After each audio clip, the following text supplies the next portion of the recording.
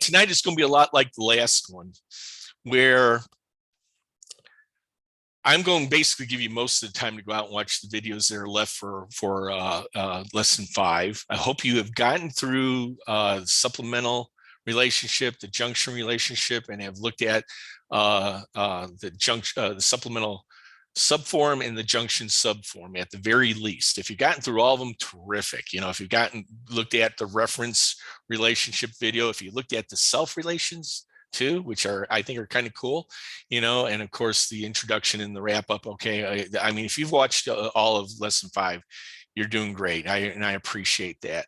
If you only have watched up through the junction relationship stuff, that's fine too. Okay, but I'm giving you tonight to try to catch up and get ahead here too. All right. So, but there are some things I want to go through, simply because we are at that point in the semester now where you have already seen the overwhelming majority of the information you need to start doing a really good semester project. Okay. And there's a few artifacts out there that I just want to point you to that I think are incredibly helpful that we've posted out there in the references. So having said that, I am going to share my screen. And let me bring up Aziz, are you seeing the where's the parameter deal? Yes. Okay. All right. I sent you an email just a couple hours ago. We talked about the parameters and how Access deals with parameters as variables, and that if they aren't assigned, they're going to ask you to assign something to them. And then, so we can manipulate that to be like an input to something if we want to. And I showed you an example of that when I did what's called a parameter query. It's a select query that actually has parameters that are being prompted of the user. And that's really just a variable transaction, basically. Okay, very similar to what you did in C and C++. All right. The one thing I forgot to do is tell you that there is a reference out here to help you. Like I said, I love the parameters, but they're annoying too, because they are also Access's way of telling you something went wrong, that you misspelled something, that something that wasn't constructed, structured quite right or something like that. And now it's prompting you thinking it's a variable rather than something that you were trying to actually write a reference to. All right. When that happens, it is sometimes incredibly hard to figure out where it's happening. Now, when you send us an email and say, I'm getting this, we typically know, because we've seen it. We know that happens there, and we can point you right to it, usually. Okay. But I have had some situations where students said, I've got this, and, for the life of me, I could not even figure out where it was going, where this parameter prompt was coming from. Really quick story. I had a class, this must have been maybe the 3rd class I ever taught on this subject. So it's way back when, and it was before I even had the ball and all that. So we were building everything from scratch, basically. And 2 of my students, I had graduate students at the time, 2 of my graduate students actually were working for the university, and the university wanted to build a database to help with freshman orientation. And they did that as their class project. And I mean, this was a project on steroids. Okay. This was a really true to God database system that a university could use. Okay. And that's why I let 2 of them work on it. Usually I don't do that, but I just knew that the amount of work was just crazy nuts. Okay. Anyway, they built this thing. It was great, but they kept getting a prompt that opened up. And when it did, we could tell that something was not right. It shouldn't have opened to begin with, but we knew something was not right. And oh my gosh, honest to God, it took us a month, and I finally figured it out. But in that time of doing it, I realized, these parameters could be hiding anywhere. Well, not anywhere, but in a lot of different places. So over the years, whenever I discovered something where I found this is a parameter could come from this place, I documented that. And maybe about 5 years ago, I actually built this matrix. So I think it's one of the handier references you have to help you debug your applications. Over here on the left, what you have under properties, options, and references are all those properties or places within an object that a reference could even be made. Okay, when I say a reference, either a reference to a field, a reference to a macro, a reference to another object, those are usually the things that when they mess up, they'll cause a parameter to prompt you. Okay, now some of those, like for instance, validation rules, are available in several places. Now, one of the things I've heard a lot is, I keep getting this prompt and I'm pretty sure it's on my field validation rule, but I go there and the validation rule looks fine. Yeah, it looks fine because you fixed it, but you first dropped it into a form. And when it dropped into the form, it took the validation rule you originally had. You went and fixed it in the field. That doesn't fix it in the form. So you had to fix it in two different places. Just like the other night when I told you the row source, you don't just fix it on the lookup on the field in the table. If you already had dropped that field into the form and had a control for it, now you have to go into the row source for that control and do the same fix. That's why sometimes it's easier just to get rid of that field and drop it in again and go and fix your tab orders so you know everything's right. But anyway, here's, look at validation rules. You got them on tables, you got them in queries, you got them on forms, you got them on reports. A lot of people don't realize that, but that control when it's dropped in a report. Now, most of the time, it won't keep things from happening in a report because usually, but there are situations where that could happen. In combo boxes themselves, the control has validation rules on it. And then there's other, and actually any control has a validation rule, but in combo box and list box on lookup fields, they're kind of special. So anyway, look at all the X's on here. These are all places that parameters could hide. And some of these things I haven't even taught you about. So my thing to you always is try to figure out yourself. And if you've tried, exhausted all your knowledge about it, then let us know, you know, and maybe we can point in the right direction. And if we think it is just a really odd thing, we'll try to help you out with it too. So we'll leave that at that then. But yeah, good reference, you know, keep it at your ready as you do your projects and all that. Okay. The lesson, as we started out the other day, is about subject relationships. And if you've done the things I asked you to do by now, you know what a supplemental relationship is. It's a one-to-many, where basically the records in the child are supplementing a record in, or records in the subject table. All right. You can think about each of those childs as being an extension of that record. It's just that it could repeat. You could have many instances of those things that they're doing it. So when we had contacts and they had phones, you know, and the phones have types and all that, you could have I could have a cell phone, I could have a landline, I could have, you know, whatever else, you know, fax number, whatever else, you know. So I could have multiple records, but they all have the same format. They're all in that same table, and that's how they do that relationship. Okay. I hope you really paid attention in the video when I talked about then the referential integrity. In fact, you know, on the tutorials were pretty easy because you only really had to do one thing on the supplemental and the junction table relationships, and that was to establish the relationship and set the referential integrity. I had already done the other steps. Now, I still wanted you to look at those other steps and understand what was going on. In fact, somebody asked me, why did I do that for you? Because you know what, you already know how to do those. We've done those things before. Okay. I don't want you, even though it's worthwhile to do things again, and you're going to have to do them on your own. By this time, if you don't know that stuff, then you got a real problem. Okay. That stuff should be ingrained in your head, how to build a table, you know, how to set a validation rule, how to put a foreign key into another, that you should know all those things, you know. So there, it's just enough for you to see it and see how I did it. But then setting the relationship, the reason I had you set it is I wanted you to understand that now in a supplemental table, even though the cascade update is on, which it will always be on in every relationship we do, okay, the cascade delete was also on in this one, right? Does it make sense to keep track of my phones if my record goes away? No, you don't want to keep that. Well, I could see maybe if for some reason you want to archive phones that you might have known, even if the person is taken out of it, maybe then you don't want to turn it on. But I would say that I can't remember a time I ever built a supplemental relationship or I didn't have cascade delete on. All right.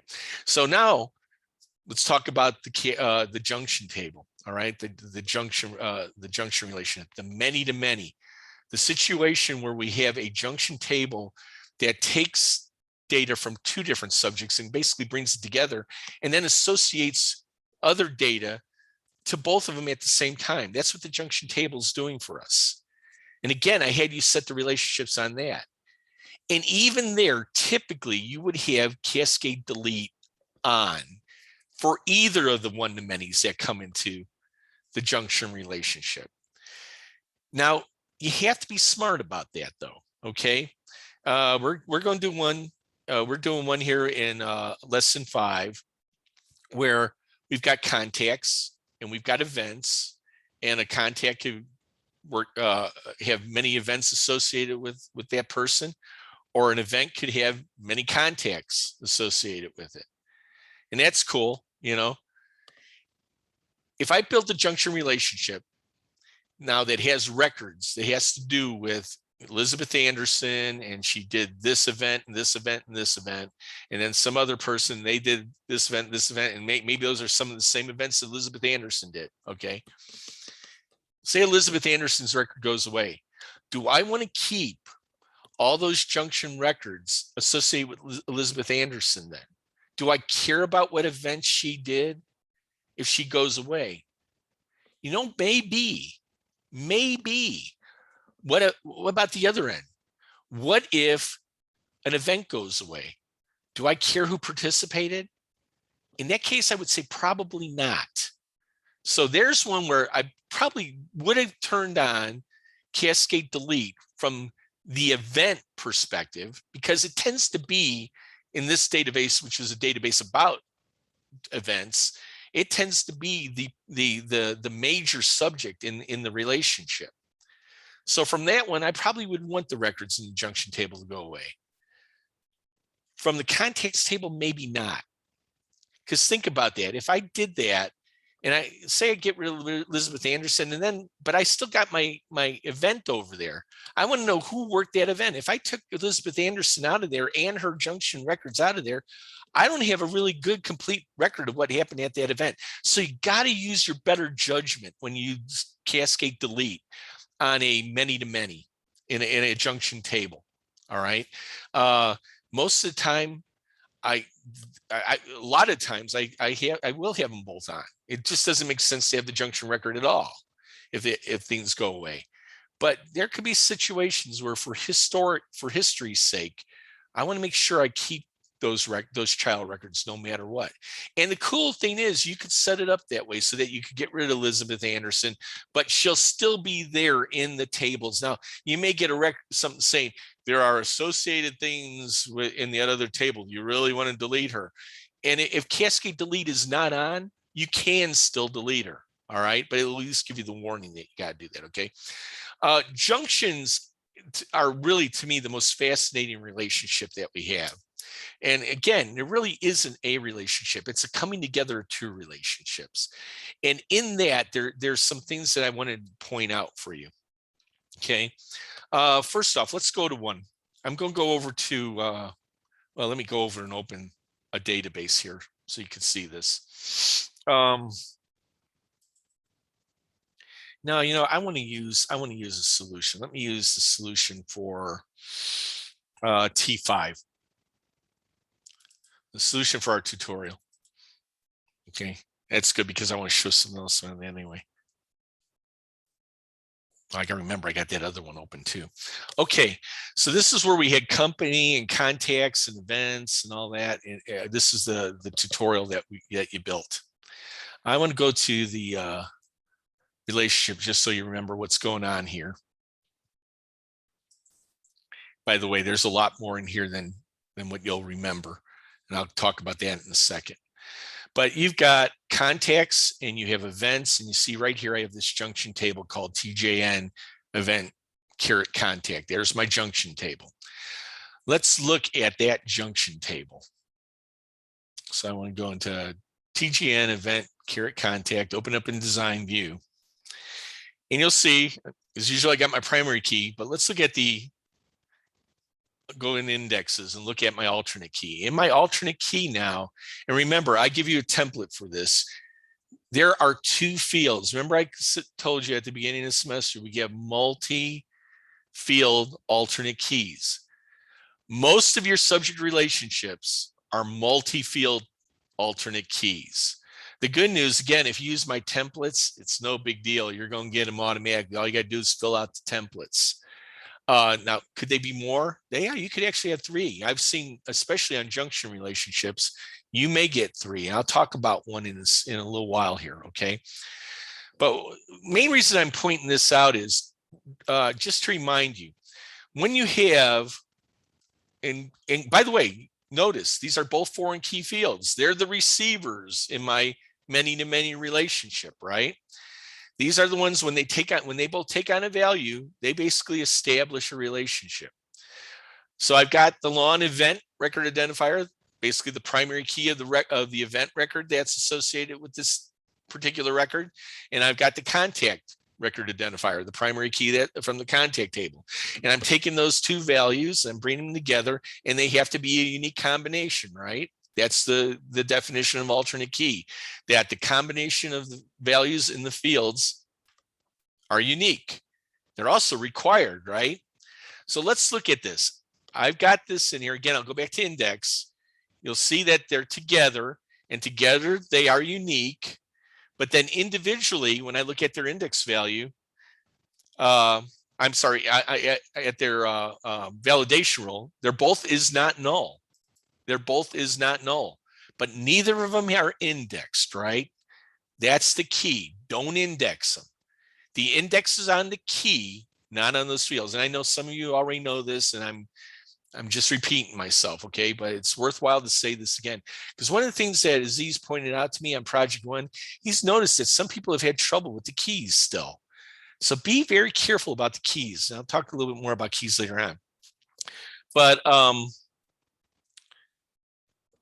one of the reasons I'm showing you that, and again, I know some of you have already gone down the road on this. You built this, and then you went over and you built the forms, the subforms for them. So I'm going to take one of them, okay? I'm going to take, I'll go from contact here. And now remember, contacts and events are in a many situation. So I dropped in a junction form for events into the contact. And here it is under the events tab. And here they are. This is the subform now. All right. And you'll see it doesn't have the contact field in there, right? Because it's not needed. It already knows this is the contact. Actually, and I said this in the video, and I hope you caught this. The contact field is still there, really. It's just not shown because you don't need to see it. If I showed it right now, you would just see Elizabeth Anderson's name going down every record, because this is just the field, just the records for Elizabeth Anderson's event activity. All the other ones in this table are filtered out right now. That's what the connection between the master form and the child form has done for us. It's basically filtered out anything that didn't belong to Elizabeth Anderson. So we know these are all her events. We don't need to see her again. Her information is being managed up here. We don't want to manage it down here. We also then have to show the primary key. Why? It doesn't mean anything. So we took that field out too when we created this form. We took out the controls. Let me be careful there, okay? The source of this subform, those fields are still there. The primary key field's still there, and so is the contact field, all right? We're just not seeing them because we don't need to see them. We don't need to manage them. Don't take them out. If you take them out, then the thing fails. Okay, it fails. Several things will fail. Your lookup tables will fail in here. All the lookup fields will fail. All kinds of things will fail. So don't take those out. Always leave them in. All right. But what I want to point out here is, because actually a few of you noticed this and you asked me, is that an error? And here it is. Remember, event was a required field, just like contact was a required field. And together they make up an alternate key, which is unique. But here I'm saying the event here is unique and required. How could that be? I thought it should just be required. It is for the table. It's just a required field. But for this view, for Elizabeth Anderson's view, they're also unique for her. In other words, I cannot put another event in here right now. If I went down to a new record and wrote one of those that's above it, I'll get an error. Why? Because you know what it's doing? It's going to automatically put Elizabeth Anderson's value in that contact field that I'm not seeing right now. And then it's going to put a value in here that she already has, which means that we violated referential integrity. We violated the key, the alternate key. Right now, I would like those of you who are online who understand what I just said, give me a thumbs up. Hit the signal or whatever. Hit the little thing. Kate is Nicolette. Did you get that? Those of you who I are got that. okay. Yeah, I'm looking for the thumbs up right now. Oh, okay. Oh, yeah. I don't know where to find that. Yeah, there's a thing here in where you can actually. Yeah. Okay, guys. All right. I just want to make sure you really get that. Okay, because I'm going to tell you something right now. Next to errors in row sources on the lookups and the find record, that is the mistake most people make the most, is they don't realize that those two fields are still there. You're just deleting the control that was attached to them. Those fields have to be there. Honest to God, I've had people go in and really think I don't need those fields, and they'll go and change the source of those. What happens then is when you drop it in, there's absolutely no link. All right. And the data, even though you're putting data in there, you'll get errors saying that this is incomplete because you have required fields that aren't being added to. Well, I can't see my required field. Yeah, because you shouldn't have had to see it. Okay. If you did it right. So I hope that makes sense to you. Okay. And I hope it makes sense to you why you would say unique here. It's from the perspective of the contact. All right. This is unique to the contact I'm dealing with at the time. Okay. I can't repeat the same event for Elizabeth Anderson is what I'm saying. But if I look at the raw table, it's just a required field there, but it's part of an alternate key where the alternate key is required. So I know, these are the kind of things though that I actually think about in the middle of the night. Sometimes I go, man, I got to think about a really good way to tell them that. Hope that made sense to all of you then. Okay. And I'm sorry it took a little while to do that too, but it's kind of an important concept in going forward. Again, it will work that way, not just on junction tables. It works the same way on supplemental tables too. So be careful of it. Okay. So having said all that, one of the other things I want to show you in T05's solution. While it is a solution to your tutorials, I went a bit further. I mentioned this already, there are other subject relationships. And the one I really think you need to know about most is the reference relationship. What's a reference relationship? A reference relationship is the situation where there is a relationship between two subjects, just like there was with a junction table. But it's not a many-to-many, it's a one-to-many. In other words, one of the subjects is just subordinate, basically, to the other subject. What do I mean by that? What's the real difference between that and a supplemental? In a supplemental, contacts have phones, all right? The contacts own the phones, all right? In a reference, let's say my contacts work with a certain company. They don't own the company. And I don't mean just physically own it. I mean their record does not own whatever record is there out there for a subject table called company. But there is a relationship. I can, if I'm the contact and I have a company, I'm limiting myself to just one company. Now, I know in the real world, maybe some people have multiple. All right. But let's say we just say everybody has one primary company that they work for or work with. All right.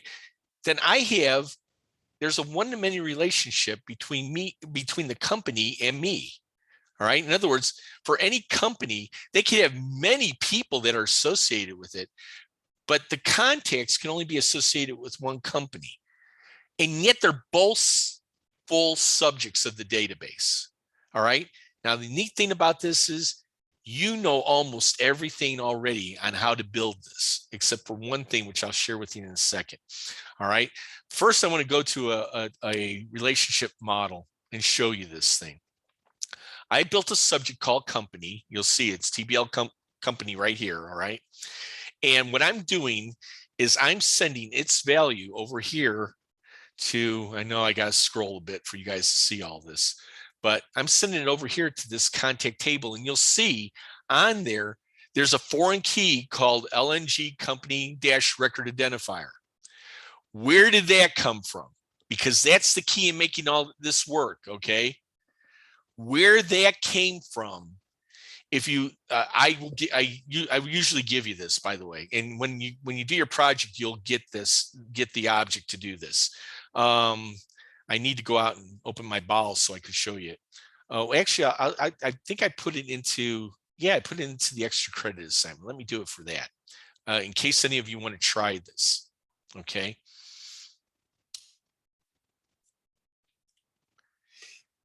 Remember how we have multi-pick lookup and single pick lookup? There's another one called single pick reference.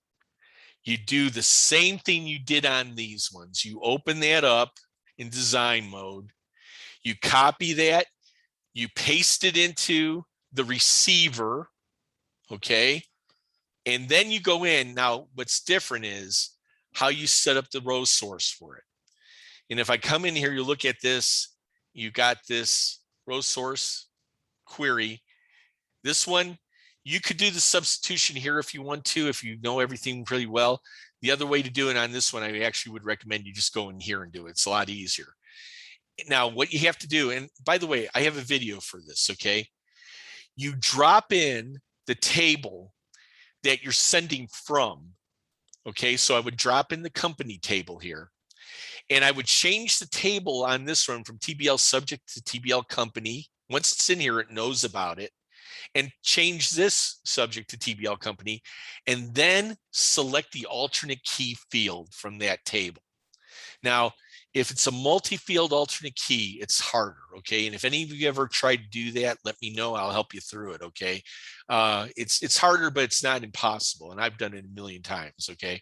But you just put that alternate key field in there, and then the most important step of all, then delete this TBL subject.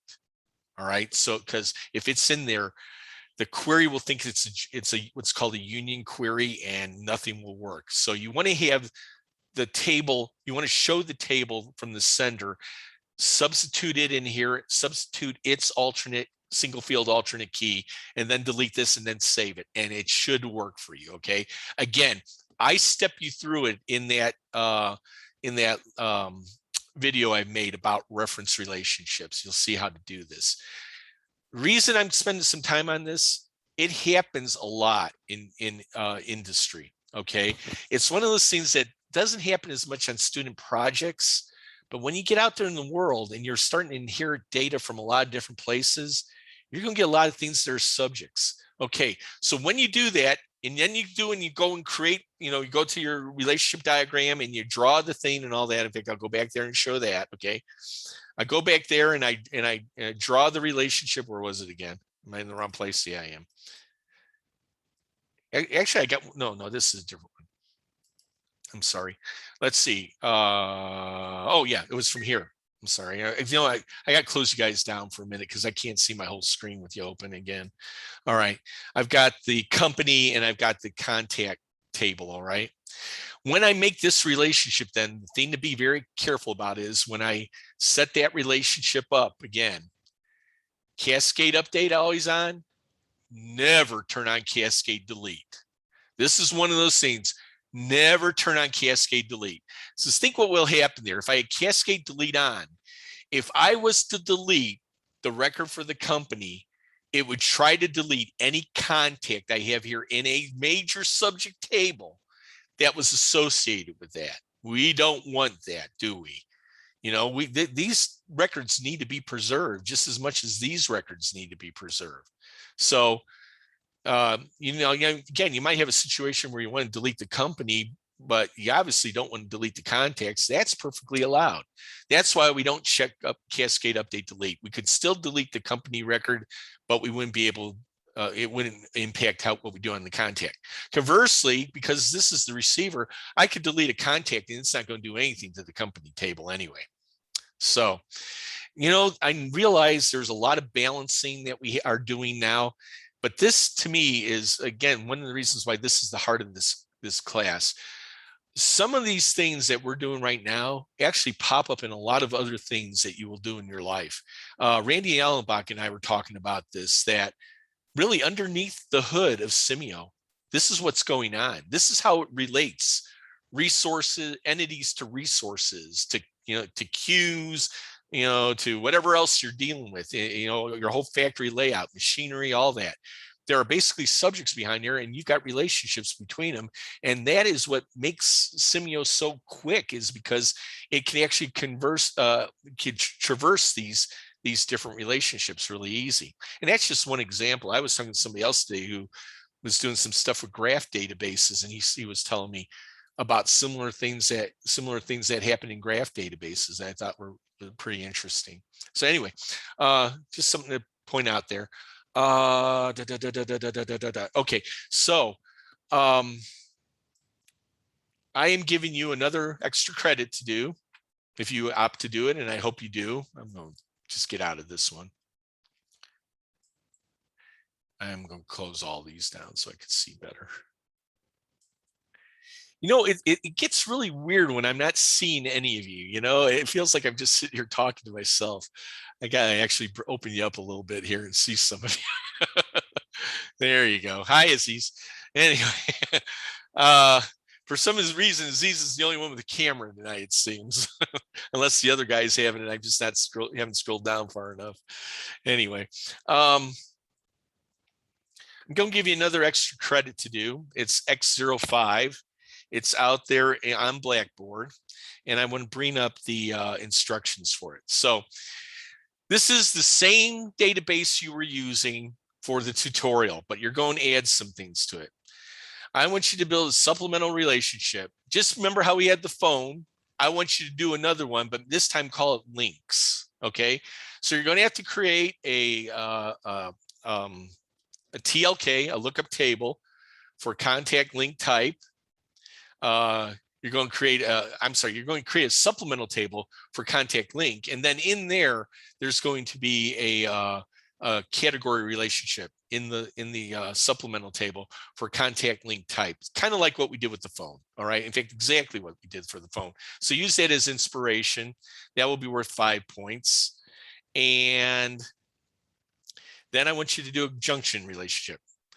And again, just like we did with events and contacts, now you're going to do it between events and sponsors. And you will create the junction table. And there's also a lookup field on the sponsor itself for the sponsor type. So very similar to what we did for contacts and for events in the tutorial. And that's going to be worth 10 points. Now, the other thing you're going to do with each of those is you're going to make the subforms. Now, if you haven't watched those yet, watch them and you're going to learn how to do that. Do it along as part of the tutorial. It'll be exactly the same thing you'll need to do on these things, except just with different tables, obviously, involved in it. All right.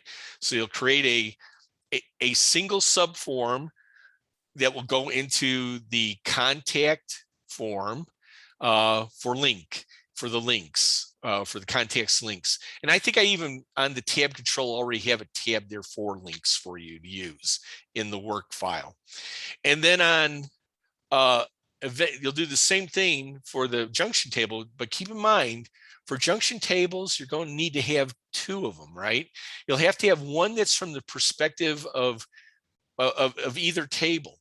So in this case, I will have a junction form that's from the perspective of event, and another junction form that's from the perspective of sponsor, which means that the junction form, when I put it in for the junction form from the perspective of event, when I put that into the form for the event, and I go under its tab, which should be called sponsor then, all right, I would see the sponsors then in that subform, but I wouldn't see the event because it's already there in the master record.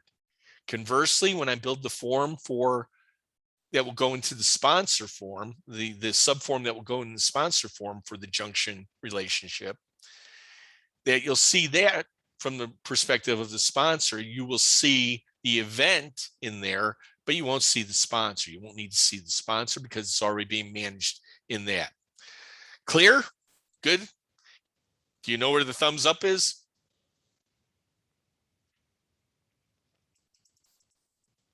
I'm going to just take it that you guys understood what I just said. All right. Kate, thank you. Nicolette, thank you. Thank you guys for giving me a thumbs up. I appreciate that. That is the only thing I really miss about being in the classroom.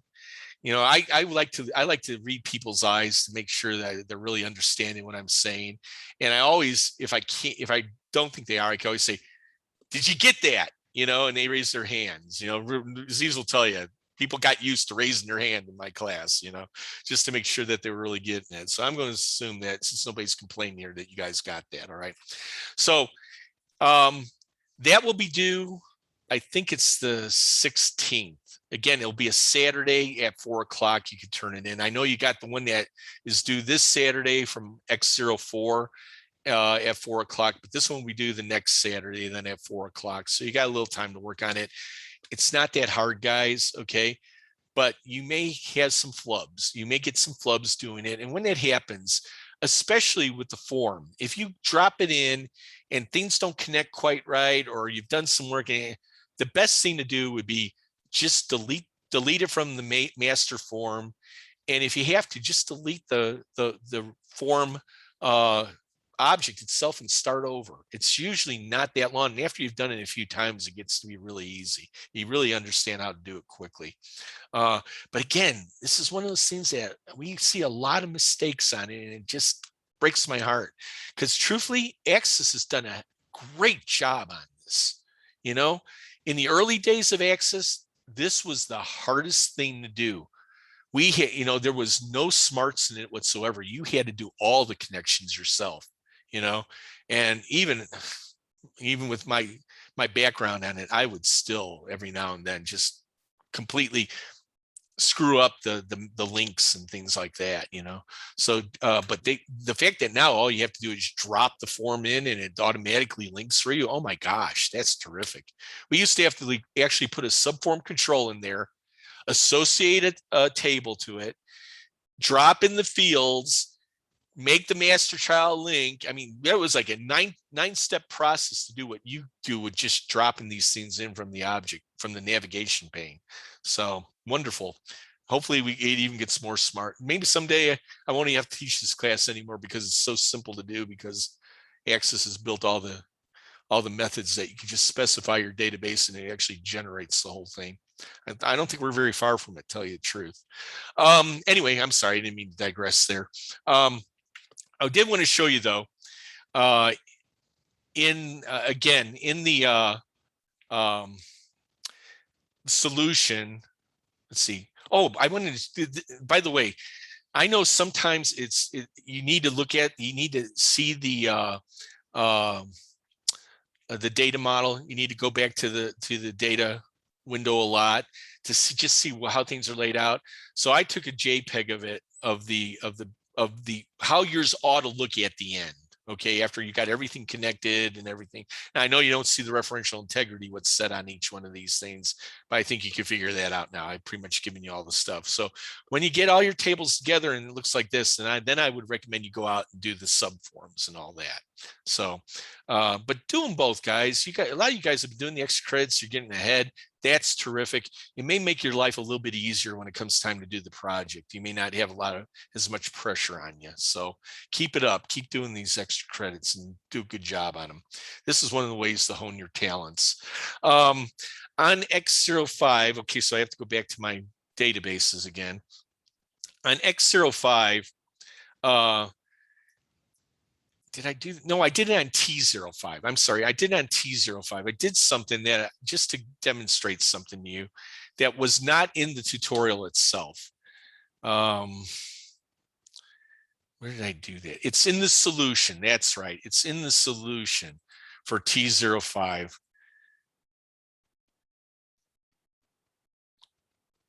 Here it is, okay? If I go in here and I open this up, the relationships for that, you'll see there's some relationships that had nothing to do with the tutorials, okay? I put these in here. There are first off, the company ones in here, that's the one I just showed you, okay? I put that in there to show you how to do a reference relationship. So you can always look at T01 solution, which I posted out there already, okay? You can look at this and see how I did that company reference if you need to do it yourself, okay? I also build these two special relationships. They're called self relationships. And well, self is the major category from, but they each have a name. One is called a recursive relationship, and the other one's called a couplet relationship. What makes them interesting is it is an object, it is a subject that has a relationship to itself. Now, what's the big deal about that? All right.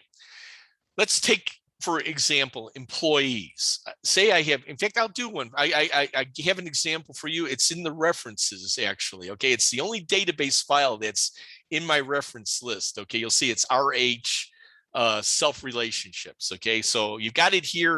And you also have an example there. I'll go to that example because I think it's a lot easier to see it by itself and a lot easier to relate to. I've got a table called employee. All right. One of the fields I'm putting in there is the employee's supervisor. Isn't the supervisor also an employee? What we want the supervisor also have an employee record in this table? How do you handle that? How do you handle that where, I have a relationship to somebody else who is in the same object that I'm in? Well, it turns out you could do that. It's the same thing. All you have to do is pretend like this is two tables. All right. In fact, what I did, you'll see here, it says TBL employee _1. All I did was drop this table in again, and it made that what looks like another instance of it. But you know what? It's not. Please pay attention right now. This is important because no matter how many times I say this, somebody will try to do this and they'll do it. This is what they'll do wrong. They'll think that this is a copy of this. It isn't. This is exactly the same table as this table. The data in here right now is the same data that's in here. When I make the change to the data on the employee table, it happens in both places because it is the same thing. It's not a copy of the employee. All right. It's just in here so you can basically build this relationship on this window. All right. So what I did is just like I did on the reference relationship,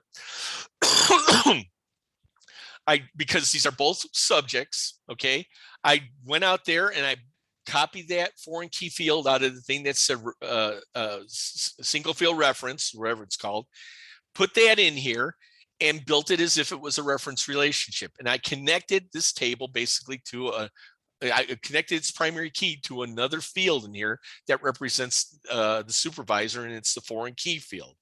All right. So think about what's happening here now. All right. Let's say I start, maybe I got this built for my whole company. Somebody has to be kind of the root of this whole thing. So let's say it's the CEO. Everybody works for the CEO at some point, right? CEO's got all the VPs. They all have records. So in the VP records, they're going to show a link to the CEO. Now they have people, maybe it's junior vice presidents. Any junior vice presidents that report to them will have a link to their record. Down and down. What have I done? I've created a hierarchy, haven't I? This table forms a hierarchy now. If that doesn't impress you, I don't know what else will in this class. People have asked me over and over, how does Facebook and things like that do the things they do? I mean, they can't just be writing a relationship for every single level of everything. No, they don't have to. You could capture multiple levels in a single table here, okay? But here's the rub. The one thing you absolutely don't want to do is turn cascade delete on. Think about what happens here. Say I'm a VP I got senior managers working for me. They have junior managers working for them. They have people working for them. Maybe they're leads and they have people working for them. I get rid of that senior VP's record. If Cascade deletes on, everybody who reported to him goes away. Everybody who reported to them goes away. Everybody who reported to them goes away. You delete that whole part of the hierarchy from that point down. Be very careful. You're going to read in one of my references that I have about setting the referential integrity property. It's in capital red letters. Never turn on cascade delete on a recursive relationship. Okay. Now, as much as I think that one's neat. Now, by the way, there is one more other thing you're going to do. And again, I have a video on these. Okay. So watch that if you're really, and the reason I'm telling you this is, believe it or not, almost every semester I will get at least one student who who actually wants to do these things. Okay. I had one last semester where they had a hierarchy of parts at their company. They basically had a part family tree. Okay. This is how they built it. All right. Another one where is a situation where there's a many to many between the same subject. Okay. What's that like? It's like a friend's relationship. Okay. Let's in this one, let's call it, I'm an employee, but I mentor other employees. Okay. And by the way, they can mentor other employees. All right. So we're going to have a thing where we're going to mentor each other. Oh, I forgot something first on this one. Okay. On the recursive one, there is one other thing you really need to do. And that is you need to write a rule on this table. Remember table validation rules? You write a rule that says that the primary key field's value cannot equal the foreign keys field's value. Otherwise, I could work for myself. Now, you know what? Maybe you're okay with that. Okay. And if you are, that's fine. Okay. One of the other things I've seen people do a lot is they make this a required field, but then they got an issue about what about the guy who's at the top who doesn't work for anybody. All right. When that happens, if you really wanted to make supervisor required, what you do is you don't make it required right away.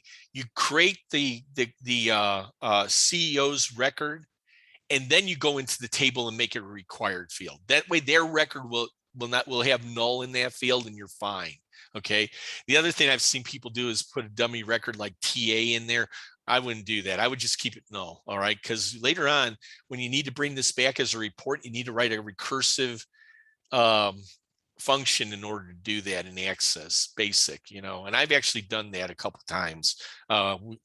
If I get time before the end of this class, I may put in a video about how to do that if anybody ever wants to do that in the future. But I've known so few people who want to try to even do it. I didn't think it was worth my effort to do it for this class. At the same time, I've been wanting to document it for myself, so I may do that yet. All right. Now on this one, okay. Again, let's say it's Cade and myself. Okay, we're going to do a mentoring thing. I'm going to mentor Cade. All right, so I'm going to put a record in here where maybe the first, again, these two things here make up an make up an alternate key. They're both required. Together, they're unique. So the first one I'm going to say is the mentor, and the second one I'm going to say is the mentee. So I've got a record in there that's me as the mentor and then Kate as the mentee. Let's say now that I'm going to do one for Aziz and myself. All right. And again, it's really, this same table is sending values to two different foreign keys in there is what it amounts to. And again, you're just going to use the foreign keys that are right here in the junction table itself. All right. You can use the template I've got. You don't have to do any pulling in of a special foreign key field on this one. You just use what I've got and do it this way. Okay.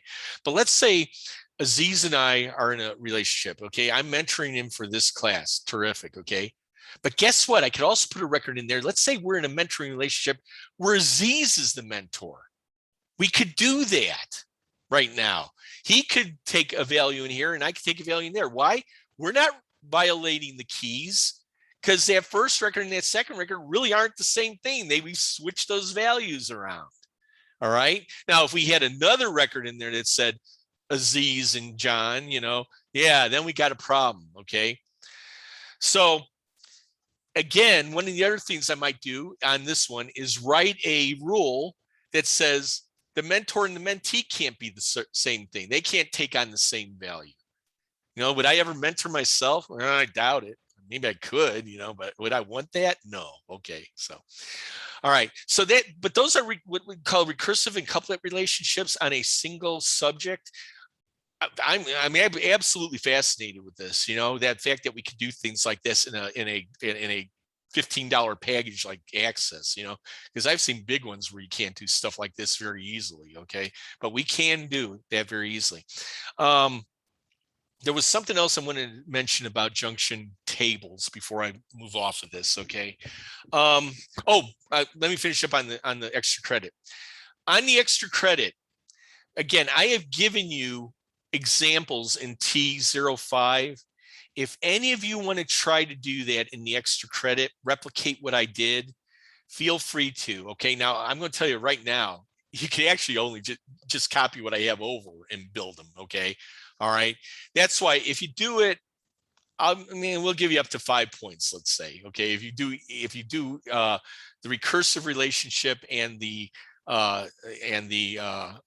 couplet relationship and the reference relationship, if you duplicate what I did in T05 solution file in the extra credit, we'll give you 5 more extra credit points. Okay. But again, you could just copy the tables over and reestablish your relationships and dump the same forms in and you're ready to go, basically. All right. But I would really like you to give it a try too, just try to build them, if you don't want to build the tables, I get that, I know that's a lot of busy work, but try to build the forms and put them into the subject forms and see how that goes. Okay. The other thing I wanted to mention about junction tables, and I believe I say this in the video too, it is not unusual to have a third field in your alternate key in a junction table. Right now, this one, it's employee-employee mentoring, it's just got these 2 fields in there. But again, what if Aziz and I were in a mentor-mentoring relationship more than once? Okay, maybe we're doing it for this class, maybe we're doing it for my neural net class, maybe we're going to do it for knowledge-based systems. All right, can I have 3 records for us to yeah. All I have to do is put another field in there that says the nature of it, or maybe the class number or something like that. And as long as those 3 things together are unique, we're good to go. Okay. When in your life, is this happening to you somewhere? And I'll tell you it is. Okay. That's why I'm asking you. I'm not going to wait for you to answer because I know this has already gone long, but your transcripts, think about them. Your transcripts have a junction relationship that brings your classes and you together. In other words, every class at this university, many students attend it, and every student usually attends more than one class. So it's a many relationship between classes and students. All right. That class, now, when I say class, I'm going to say instances of class. So I'm not just going to say IME 556. I'm going to say IME 556 fall 2021. Okay, that's the class. And then you're an instance in there. All right. Well, that's fine. No problem there. Okay. Well, what if you had to take the class again? Okay, well, in the case where I said fall, and I'm going to give it a different one. Okay. But let's say I didn't do that. Let's say I just said IME 556 and then you. All right. I need something else to distinguish that you could have a 3rd record in there, right? I need to say the semester and year, maybe. Okay. So I'm just pointing that out, that there are, if I mentioned to you that almost every subject relationship, in fact, I think all the subject relationships will have 2 fields in their alternate key. The junction table often has 3. Okay. The other thing about the junction table, it usually has meaning all by itself. Okay, what do I mean by that? This is obviously my employees. All right. Well, let's use the class and students. I have a class subject table. I have a student subject table. And then I have this junction table, TGN, class, caret student, right? That's your transcript. That table, that junction table is the transcript for all the students. This happens a lot right here. Me bringing this employee and this employee together into this table means these are this is my mentoring relationships in my company. It actually has meaning. Okay, I'm not saying the other ones don't have meaning, but they have meanings in relationship to the thing that they're with. These all by themselves are really another subject now in your database, but we don't treat it as if it's the same kind of subject that we'd have an employee or a class where we call it a STEM subject, because it's a subject whose existence is reliant on other subjects existing. Does that make sense? All right. The thing that's really, I'm pointing this out, is one of the things we see happening a lot is just like these could have reference relationships or supplemental relationships off of them and all those kind of things. You may have the same thing happen here. When we get to lesson 7, I am going to show you some data models that go pretty deep, where you have a subject that's in relationship to another subject, that's in a relationship to a junction table that is in itself in a relationship with a supplemental table. You can actually string things together that much, and they all have category relationships hanging off of them. So it could get pretty hairy at times. This is one of the reasons why people who do this for a living get paid a fortune. It is something, because I mean, how those guys stay sane is beyond me. You know, after about 15 subjects, I'm ready to tear my hair out. I think I have, you can probably tell, you know, but yeah, it gets pretty wild. So let me see if I got everything else now. I have most steps already done here. You know, do not. Okay. I want to give you guys just one word of caution. I think some of you are judging the amount of time you need to spend on the subject by how long the tutorial videos are. Okay, I already mentioned to you on some of them, I've already done a lot of the steps for you already, that when you're out there doing them yourself, you're going to have to take the time to do those things. You know, you're not going to just do step 4 because step 1 through 3 are done and step 5 is done for you. You're going to have to do all 5 steps when you create your thing. So don't sit there and say, well, it only took him 15 minutes to do a supplemental table and its subject form. It may take you 2 hours. Okay, so just be careful of that. I just want to make sure. I know most of you already know that kind of stuff, but I just want to make sure. The last thing I want to tell you is Aziz pointed out to me that there is something that, and I've seen this happen myself, you know, where a lot of you, when this is in the case when you have a either a number or a currency field in your table, you're putting both is not null and greater than or equal to 0. All right. And we don't think you really mean to make it a required field. Okay. Anytime you put is not null in there, it's required. All right. Which means that you would have to have a number in there. And, you know, that's kind of a rare thing. Now, it does happen. And if you do mean for it, that's fine. Okay. But we've also seen people where it was a number field and all they did was put is not null. And we're pretty sure what they thought they were doing was saying that they're trying to force you to put a number in there. Okay. You want to actually have a mathematical expression that says greater than or equal to 0 if you really want the number to be positive. All right. Again, you can say is not null and greater than or equal to 0, but that means they must enter a number that's greater than or equal to 0. So just be careful on that. Okay. I noticed too, we haven't taken off any points for that, I think, but you know, it is, again, the nature of your database, you want to make sure that you have as few required fields as possible. Otherwise, people, you know, unless it's appropriate, you know, then you put them in there. That's your call to make.